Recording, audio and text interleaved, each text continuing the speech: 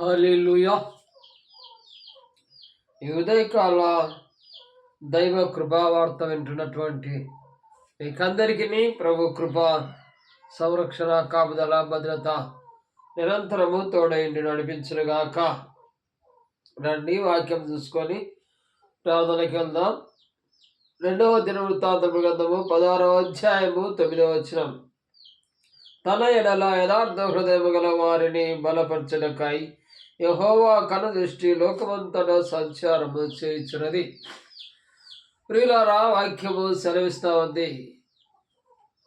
ఏమైనదంటే, ఆయన యందు యథార్థ హృదయము గల వారిని బలపరచుటకై ఆయన కనుదృష్టి, ఆయన ప్రేరేపణ లోకమంతటా కనిపెడతా ఉంది. రీతిగా మనం గమనించినట్లయితే, నువ్వెందుకు బలపడలేదు, నీ కుటుంబంలో ఎందుకు నష్టాలున్నాయి, నీ కుటుంబంలో ఎందుకు శోధనలున్నాయి, నీ ఆరోగ్యపరంగా ఎందుకు బలహీనపడ్డావు, నీ ఆరోగ్యపరంగా ఎందుకు కృంగిపోతున్నావు, మానసికంగా ఎందుకు కృంగిపోతున్నావు, కుటుంబపరంగా ఎందుకు నువ్వు అనేకుల మాదిరి కాకుండా నీకు నీవే ఎంతగానో బలహీనపరచబడుతున్నావు.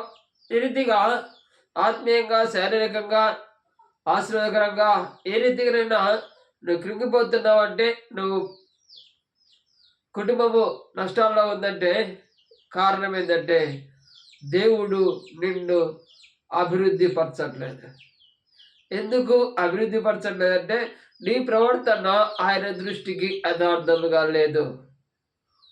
ఈ వాక్యము సెలవిస్తుంది, ఆయన దృష్టికి యథార్థంగా ప్రవర్తించే వారి బలపరచుటకై ఆయన దృష్టి సంచారం చేయుచున్నది.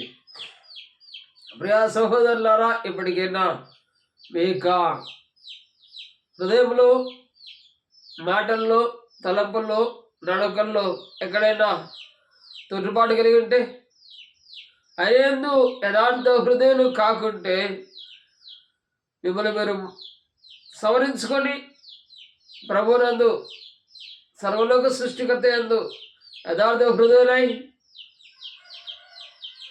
ఇష్టలుగా మీరు మెలుగుతే ఆయన మిమ్మల్ని బలపరిచేవారుగా ఉంటున్నారు. ప్రతి లోటు నుంచి, ప్రతి అక్కర్ నుంచి, ప్రతి అవసరం నుంచి తీర్చి నిన్ను ఆయన ప్రియ బిడగా ప్రత్యేకించుకొని ఆశీర్వదించి బలపరిచేవాడిగా ఉంటున్నాడు కనుక గమనించి ఈ వాక్యము మేము హృదయంలో నాటములాగున ప్రభు అనుగ్రహించునుగాక. కృపగల తండ్రి స్తోత్రాలు. మీరు సెలవిచ్చిన మాట, నేను భయభక్తుల వారి చుట్టూ తండ్రి మీ దూత కావలి ఎలా ఉంటుందో ఆ రీతిగానే ప్రభువా తండ్రి, నీ యందు యథార్థ హృదయాలు గల వారిని బలపరచుటకై మీ కనుదృష్టి లోకమంతటా సంచారము చేయుచున్నది అని మరొక మాట తెలియజేస్తారు. స్తోత్రాలు. అవును తండ్రి, ఇన్ని బిడలు దేవా కుటుంబాల్లో సమాధానం లేక, నెమ్మది లేక తండ్రి అయ్యా అనేక మంది ప్రభు సంతానం లేక సతమతమైతే బిడ్డలు పెట్టి స్తోత్రాలు. కృపలో దేవా బలపరుస్తున్నారండి. వారిలో ప్రభు యథార్థత మీరే అయా మహిమతాన్ని పుట్టించడమని ప్రాధాన్యపరుచున్నాను. సహాయం చేయండి తండ్రి. స్తోత్రాలు, వందనాలు.